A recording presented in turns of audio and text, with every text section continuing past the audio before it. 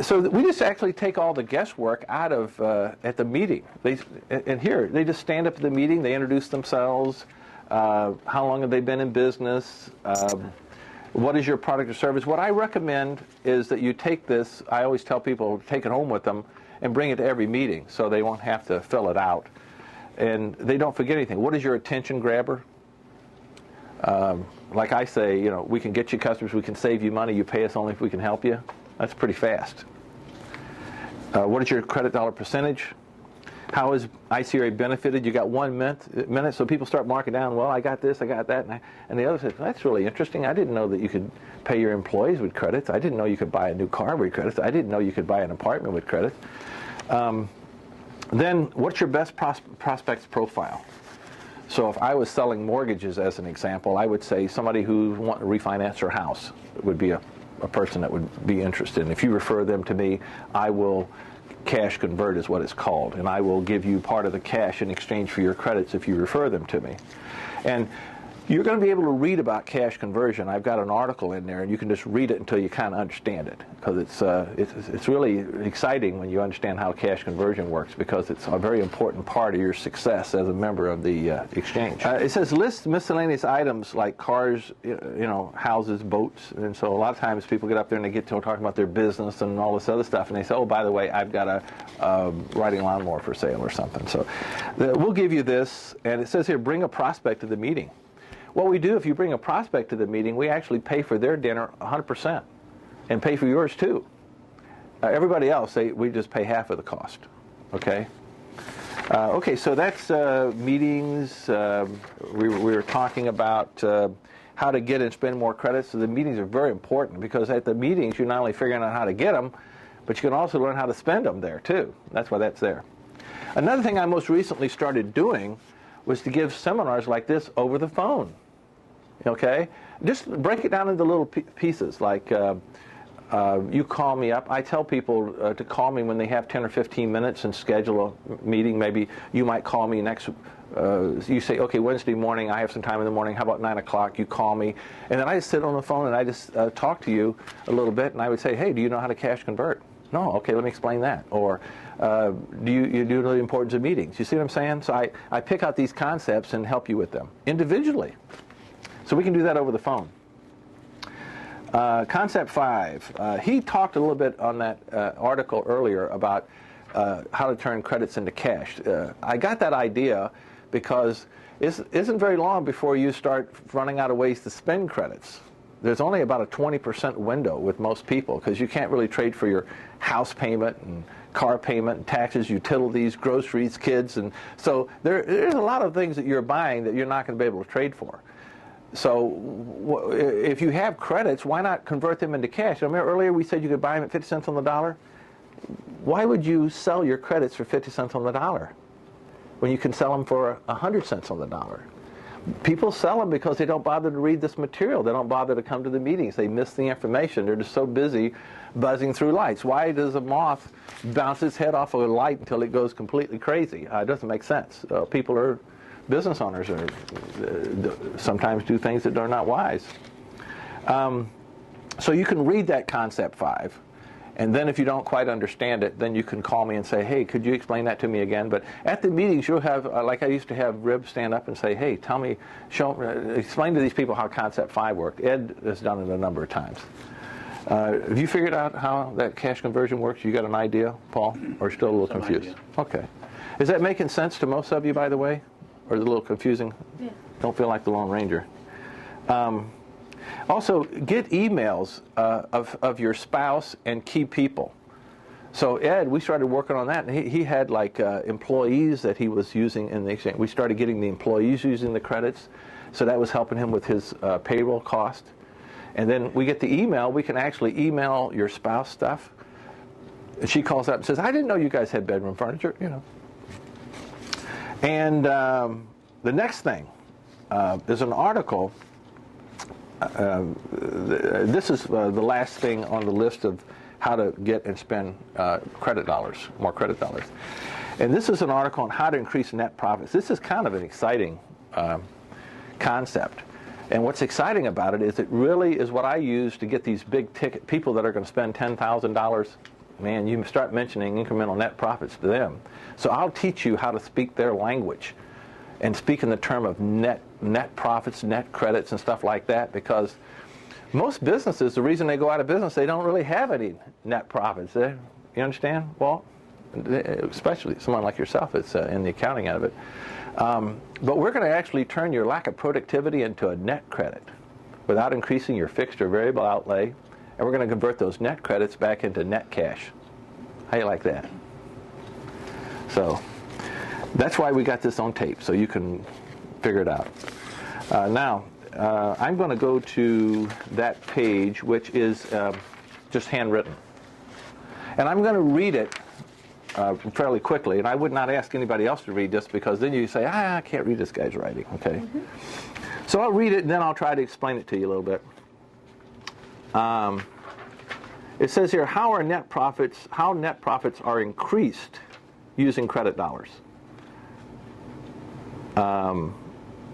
Credit dollar business usually is a small amount of business, okay? We talk about 10, 15, 20%. This amount of business, we already talked about earlier about how it doesn't increase fixed cost. You following this so far? You increase your business, you don't increase your rent and salaries and stuff like that. That's what we're talking about.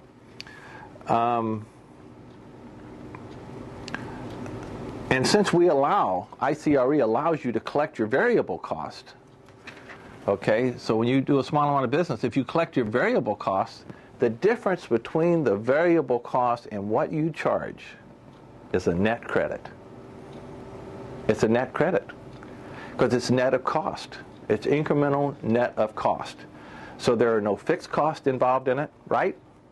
If you collected your variable cost, there's no variable cost, so what is it? It's your lack of productivity turned into a net credit. Okay. Anytime these net credits are spent on a fixed or variable expense, they become net cash retention. So you got a big business out there, and let's say they increase their business by $10,000, but their cost is $3,000. So they got 7,000 net credits, right? And if they were not a member, you know what they would have? Butkus. They wouldn't have anything. It's a perishable commodity. So they've turned their lack of productivity into a net credit. So if they spend those 7,000 net credits on fixed or variable cash-related expenses, guess what? The cash they would have spent is still there. The credits are gone, and so the net credits become net cash. Very powerful. And that's why we were talking about purchasing companies, because we can go in there and convert. We can take any company and show them how to have net cash flow the day we take over the company, and increase productivity because we bring hundreds of clients to them. So we're going to be acquiring companies. And I could go to a company and say, you need to change your accountant. You know, I don't want to do that. I have no problem with that. We were talking to a client at lunch the other day. Remember? He was spending $12,000 a year on accounting.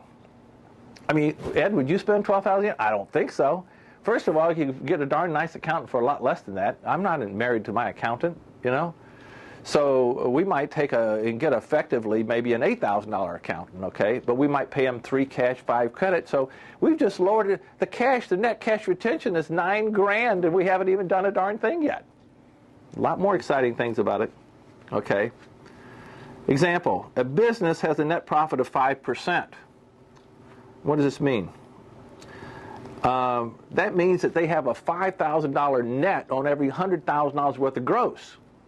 Now, what a net is let's take the average business.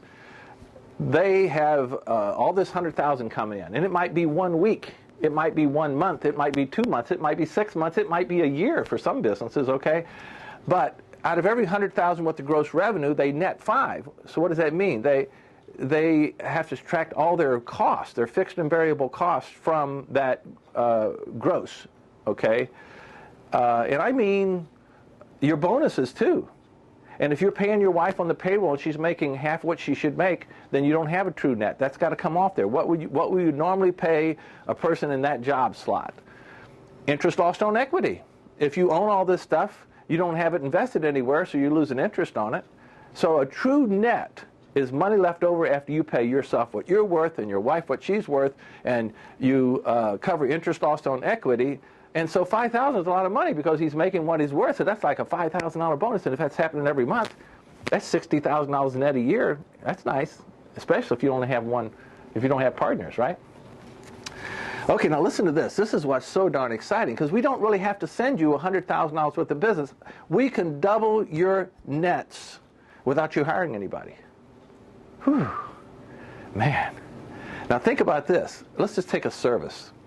45% of all the businesses in America are services. Doctors, lawyers, chiropractors, dentists, advertising companies. If we go into a company like that, all we have to do is increase their business by 5,000 on the 100,000 to double their nets. Let's think about that. 5,000 on the 100,000 to double their nets. We can take them from 100,000 gross revenue to 105,000, and they'll net 10,000 instead of 5,000. Very powerful. That's what you got. We're going to the big boys. Remember that hotel we were talking about? We're going to them. They're saying, how in the hell do you do that? Well, because they can easily increase their gross revenues by $5,000 on the 100,000 by simply just trading. And let's take that hotel for an example. Let's say it takes them $100,000 a month. You know, we can just give away 5,000 worth of rooms extra for barter during a month, right? Then we turn around and we spend those 5,000 credits on fixed or variable expense. Don't you think a hotel that's got like $100,000 a month worth of revenue has probably at least 5,000 worth of expenses we could trade for? What's 20% of 100,000? 20,000? So if you guys were just a fourth as good as I am, you'd be able to pull that one off. Okay, so that's why this is so damn exciting, Ed. Can't you see the power of this, man? We don't have to go out and double our sales force and borrow lots of money. We just have to say, wake up, guy. You know, let's turn your lack of productivity into net credits. And we can do it. You're the only show in town.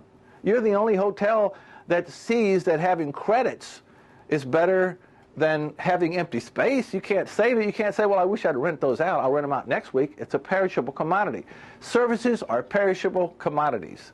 We go to service companies, we convert their perishable commodity into net credits. So for 45% of the companies, we can double their nets very quickly, can't we? Okay, now let's talk about goods and services. These would be restaurants. This would be automobile repair, construction companies. Okay? Their variable cost is a little higher, right? Don't you think a restaurant's got more variable cost than a lawyer, maybe? Okay? So let's say their variable cost is 30%. Let's do the math. So on 100,000, their variable cost, if it was 30, someone will tell you it's 40 or 50. A lot of them have no clue. So that means that 30% of every dollar is variable cost. So that means if they had a net profit of 5% on the 100,000, that we would have to increase their gross revenues by how much? 8,000. So they go from 100,000 every 2 months to 108,000 every 2 months. We collect the $3,000 variable cost. What are we left with? 5,000 net credits in reserve.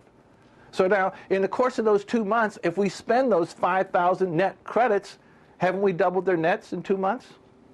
So that means that for 45% of the good companies in this country are goods and services. Put them together, services, goods and services, 90% of all the companies out there, we can double their net profits very quickly.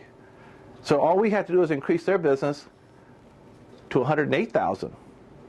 From 100,000 to 108,000. On services, it's 100,000 to 105,000. Why? Variable costs are less. You follow me? Isn't this exciting? Think about this. What do you think about that, Paul? You know, everybody's sitting around the room. How can we make more money? I said, wait a second, man. Let's just change who we're buying from. Let's just simply quit buying from these guys and buy from these guys, and we'll have all those companies that we don't even know start buying from us and giving us net credits in reserve. And what did I say earlier? The majority of business you get will come from people who are not members. They don't even have to be members. It's going to be exciting. We haven't got there yet. Concept 7. So anyway, one last thing. Products. Let's say that products have a 50% cost. So what does that tell you?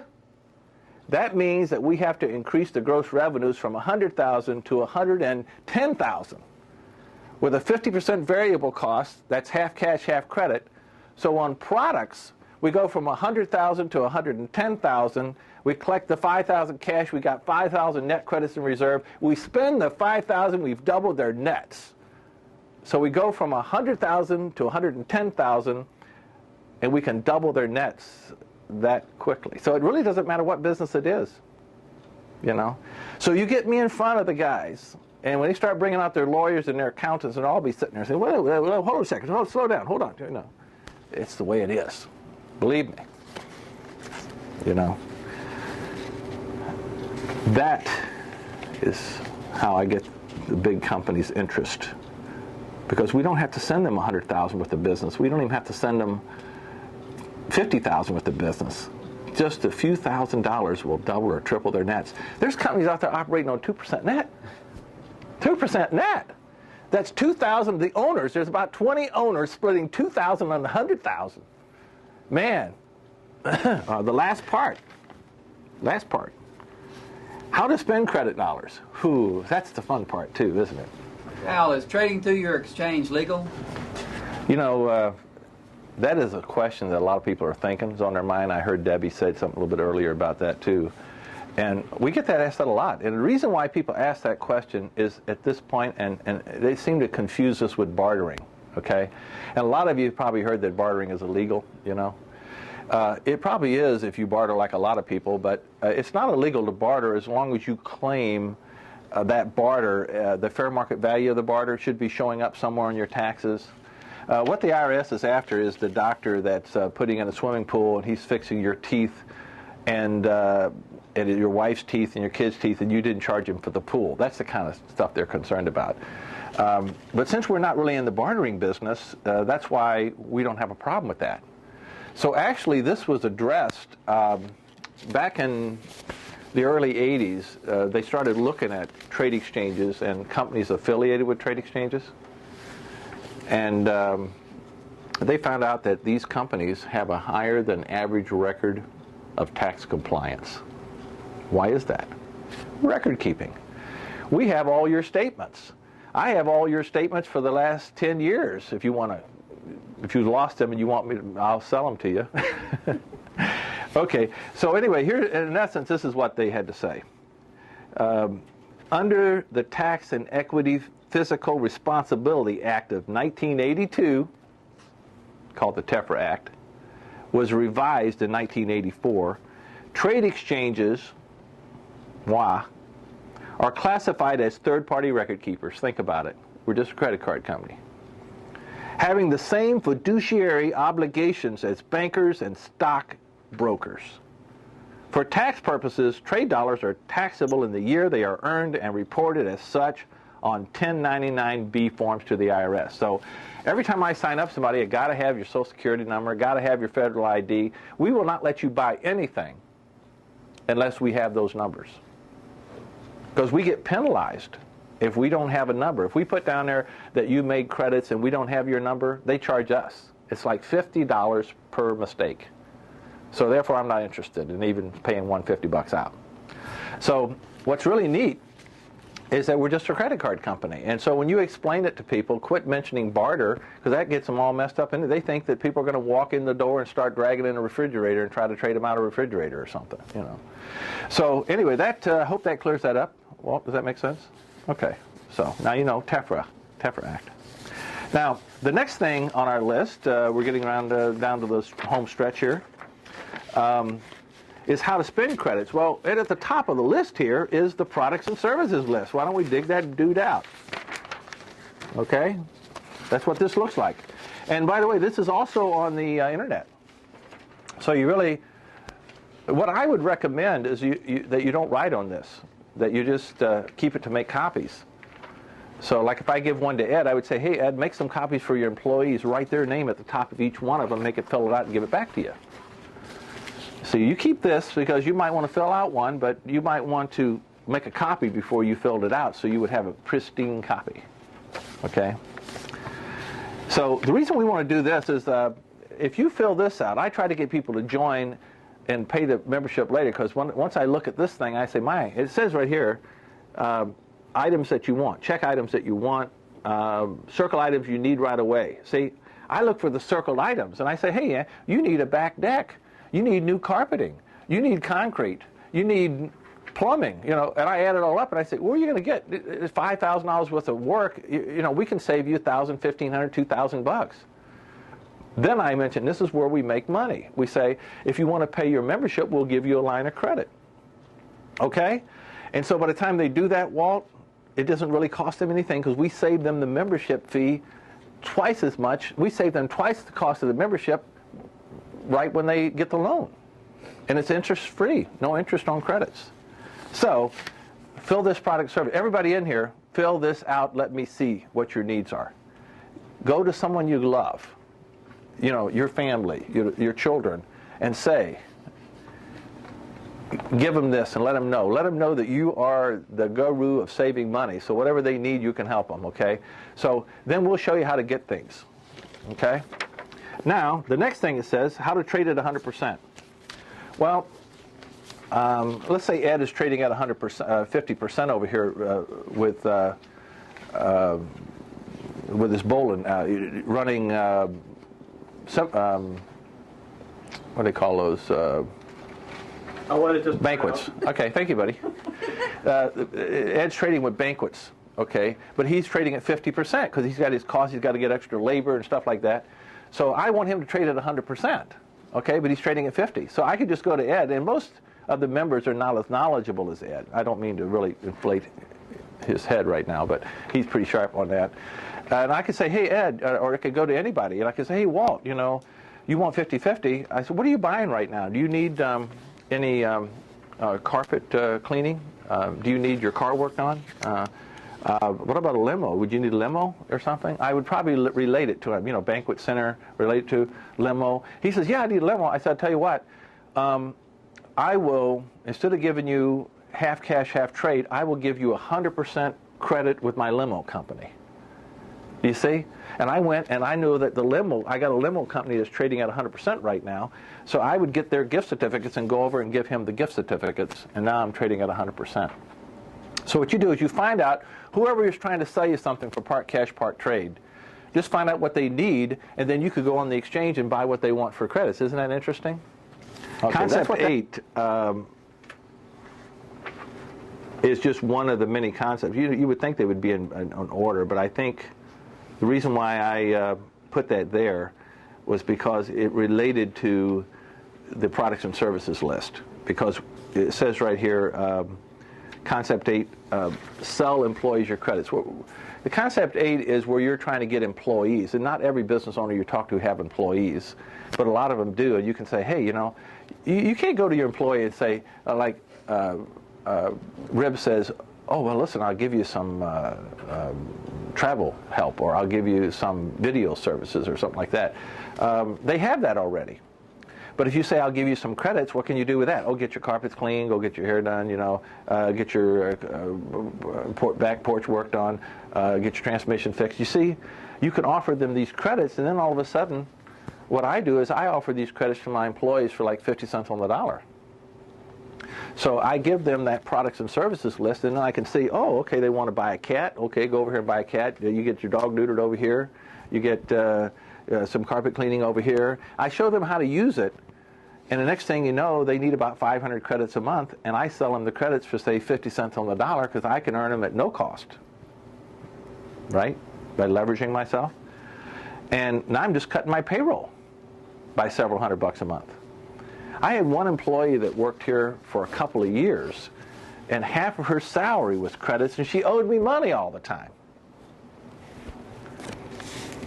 So that's why that's important. See, employees are what? A business expense.